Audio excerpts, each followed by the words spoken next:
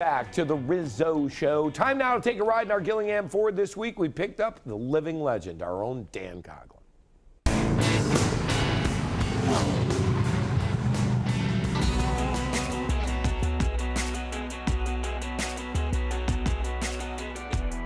Folks, I'm with one of my all-time favorites right now, the one and only Hall of Fame writer Dan Coughlin, who, folks, by the way, just happens to have a new book out just in time for Christmas. Dan! Gee, you're reading my book while we're driving. Next, you'll be texting.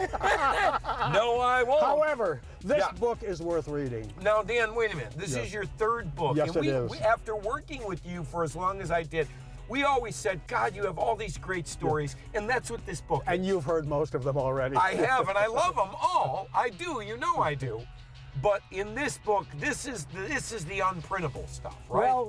Well, heretofore it was unprintable. I like a chapter on Ted Stepien. I think it's got a chapter in there on things that weren't well known at the time. Do you know that we came within 12 hours of the Cavs moving to Toronto back in 1983? So, Dan, in 1983. This is late winter. Ted was virtually insolvent. He went from, as I put it, from opulent wealth to virtual insolvency in a matter of 2 years that he owned the Cavs. And so he tells his lawyer, Kent Schneider, on a Sunday, I've got a deal. I'm selling Nationwide Insurance to this New York investment firm, and then I'm gonna sell. That was his main business that had been propping up the Cavs for 2 years. Okay. And he said, I'm selling that to New York, and then I'm moving the Cavs to Toronto. Because he was losing money with the Cavs. He was losing $500,000 a month. But Dan, a lot of it was because of the way he ran the team. Oh, absolutely. Yeah. I mean, yes. His lawyer is in a panic. He tells him this on a Sunday afternoon. Oh. And Kent Schneider said, we've got to do something. And so he called the Gunn brothers, who owned the Coliseum. Wow. And said, it is in your mutual interest, which was apparent, to save the Cavs. They were his prime tenant, the Cavs were. And so they were up all night making this deal. The meeting is supposed to be with these New York people at 9 o'clock the next morning, Monday morning. And Ted says, well, they're going to be here at 9 o'clock in the morning to make the deal. He says, you tell them the deal is off. And Schneider says, I was a young lawyer, about 33 years old, and these four sharks come in from New York. He said they almost had blood dripping from their fangs. That's what these guys were like.